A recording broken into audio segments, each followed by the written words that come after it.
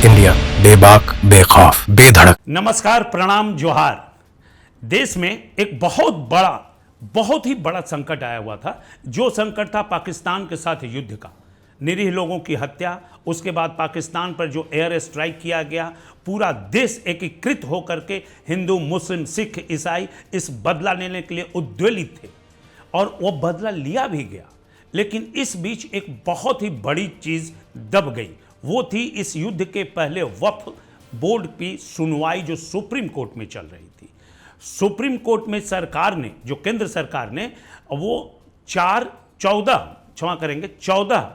Changes किए थे 3 श्रेणियों में।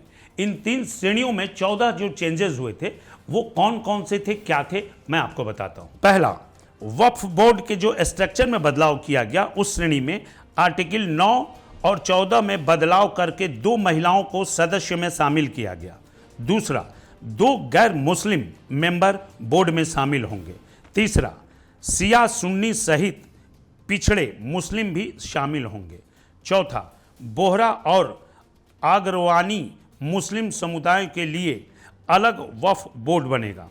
पांचवा, केंद्र सरकार सेंट्रल वक्फ काउंसिल में सदस्यों की संख्या जो है उसमें सांसदों की 2 लाख और लोकसभा से और 1 राज्यसभा से रखेगी, जबकि पहले यह नियम था कि तीनों सांसद मुस्लिम हुआ करते थे। बोर्ड की संपत्ति पर नियंत्रण करने के लिए जो कैटेगरी सेकंड है उसमें कैग या सरकार की तरफ से नियुक्त ऑडिटर वक्फ संपत्ति का ऑडिट करेंगे। 7वां, राज्य सरकार संपत्तियों के सर्वे की जिम्मेदारी कमिश्नर की जगह कलेक्टर को देगी। 8वां, बोर्ड को अपनी संपत्ति कलेक्टर ऑफिस में रजिस्टर करानी पड़ेगी।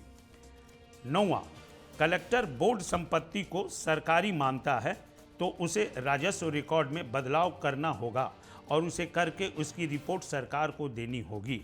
10वां, यदि कलेक्टर किसी विवादित संपत्ति पर रिपोर्ट नहीं देता है तब तक उसे वक्फ का नहीं माना जाएगा, यानी सरकार के फैसला आने तक उस पर वक्फ बोर्ड का नियंत्रण नहीं होगा।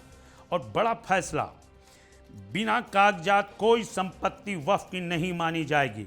मसलन मस्जिदें वक्फनामों के बिना ही वक्फ की संपत्ति हुआ करती थीं, अब ऐसा नहीं होगा। कैटेगरी 3, वक्फ में विवादित संपत्ति का निपटारा कैसे होगा, इसमें भी अहम फैसला आया है। धारा 40 को खत्म किया जाएगा क्योंकि इसके पहले इसके तहत वक्फ को किसी भी संपत्ति को अपना घोषित करने का एकाधिकार था। 13वां, वक्फ ट्रिब्यूनल के फैसले को चुनौती दी जा सकती है।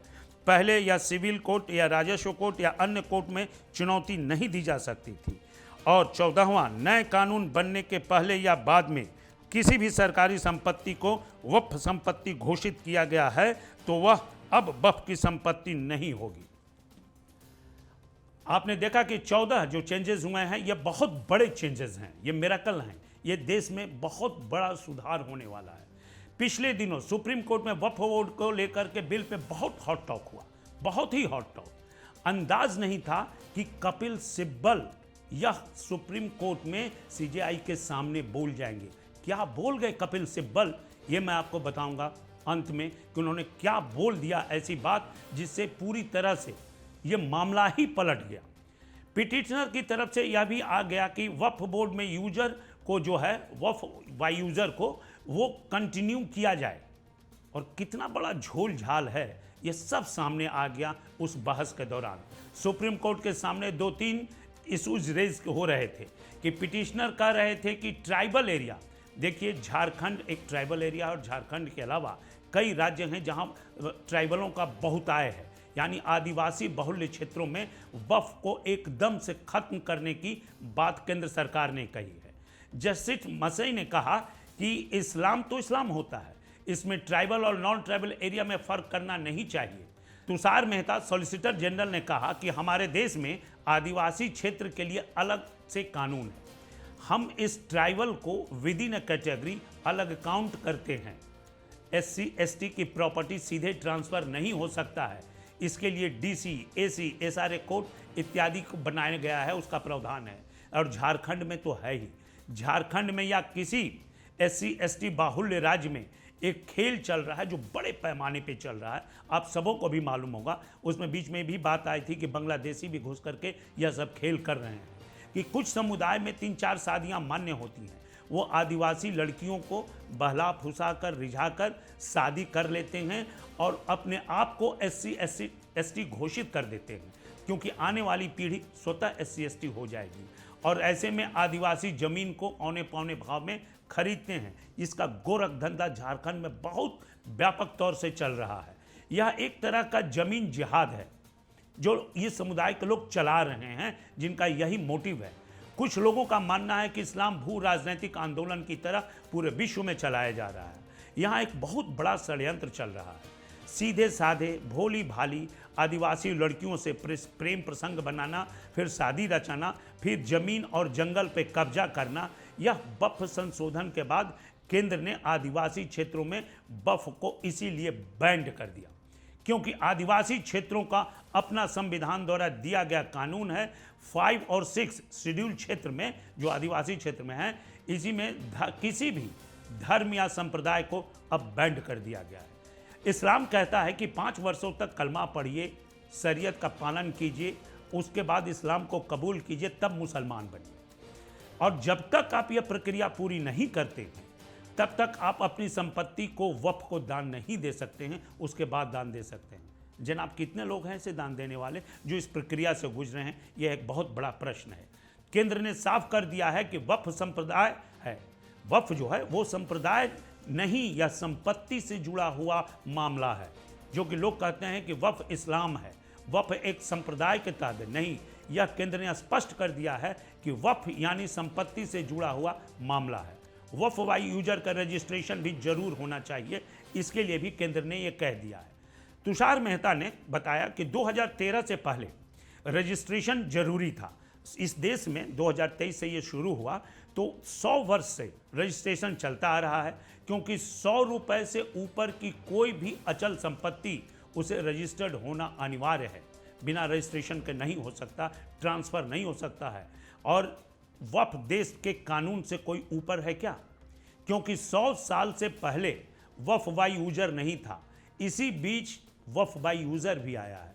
और इन्हीं बहस के बीच कपिल सिब्बल ने बहुत बड़ी बात कर दी, बहुत बड़ी बात, जो मैंने आपको शुरू में बताया था। उन्होंने ठोक कर कहा कि दिल्ली में सिर्फ 2 ही रजिस्टर्ड प्रॉपर्टी हैं वक्फ के पास, जबकि पूरा दिल्ली में हंगामा है कि पूरा दिल्ली वक्फ की प्रॉपर्टी है और 123 प्रॉपर्टी की बात चल रही है। यानी कि 121 प्रॉपर्टी दिल्ली में इंक्रोच किया गया है वक्फ बोर्ड के द्वारा। प्रॉपर्टी रजिस्टर्ड नहीं है। और वही बात नहीं रुकती, उससे आगे भी बात चली। उन्होंने कहा कि जम्मू और कश्मीर में एक भी संपत्ति वक्फ बोर्ड के पास रजिस्टर्ड नहीं है, और हाईवे के बगल में जितने भी अतिक्रमण किए गए हैं वक्फ के नाम पर, वो कोई भी संपत्ति रजिस्टर्ड नहीं है। हाई कोर्ट दिल्ली ने पूर्व में ही आदेश दे दिया था कि जितने भी हाईवेज पे इंक्रोच किए हुए वक्फ की संपत्ति है, सभी को अतिक्रमण मुक्त किया जाए, और वह मुक्त होना शुरू हो गया। यूपी सरकार ने एक सर्वे कराया था, उसमें 97% संपत्ति वक्फ की जो रजिस्टर्ड नहीं है। आप समझिए, 97% नहीं है। सिब्बल ने यह भी कह दिया कि हैदराबाद में ओवैसी की जहां चल अचल संपत्ति है, जहां यूनिवर्सिटी है, मेडिकल कॉलेज है, तमाम चीज़ें हैं, वहाँ सैकड़ों एकड़ जमीन, हजारों एकड़ जमीन जो वक्फ के नाम पर है, वो एक भी वक्फ में रजिस्टर्ड नहीं है। और ये सब खेल क्यों हुआ? 1923 से शुरुआत हुई, 54 में भी इस पर मोहर लगा, लेकिन 13 में मनमोहन सिंह के समय वो ये कांग्रेस पार्टी ने फ्री हैंड दे दिया कि जिस पर आप हाथ रख दीजिए वो वक्फ की संपत्ति हो जाएगी। और उसी के बाद से ये इंक्रोचमेंट का खेल चला, और यह वक्फ बोर्ड देश की तीसरी बड़ी लैंड वाली संस्था बन गई। सेना, रेलवे, उसके बाद वक्फ बोर्ड, आप समझ लीजिए। और उसी तमाम चीज़ों को दुरुस्त करके वक्फ बोर्ड संशोधन किया गया है, इसमें सुधार किया गया है। तो लोगों के अंदर एकदम बलबलाहट, चिलबिलाहट, और ख़ास करके जो इस तरह की राजनीति करते हैं, इसी के बल से पाकिस्तान का भी मनोबल बहुत ज़्यादा ऊंचा होता है। कुछ लोग हैं, हालांकि आत्मशुद्धि की ज़रूरत है, यह देश उनका है और यहीं रहिए। देश की राष्ट्रीय संपत्ति को अगर आप इनक्रोच करते हैं तो आपका नाम देशद्रोहियों के बीच भी होना चाहिए। अभी सुप्रीम कोर्ट ने इन तमाम आदेश पर पारित करने के लिए उन्होंने अंतिम फैसला आरक्षित कर रखा है। देखना है कि सुप्रीम कोर्ट क्या इस पर फैसला देता है। तब तक मैं आपको इन तमाम चीज़ों और तमाम तकनीकी मुद्दों से भी अपडेट करता रहूँगा। नमस्कार।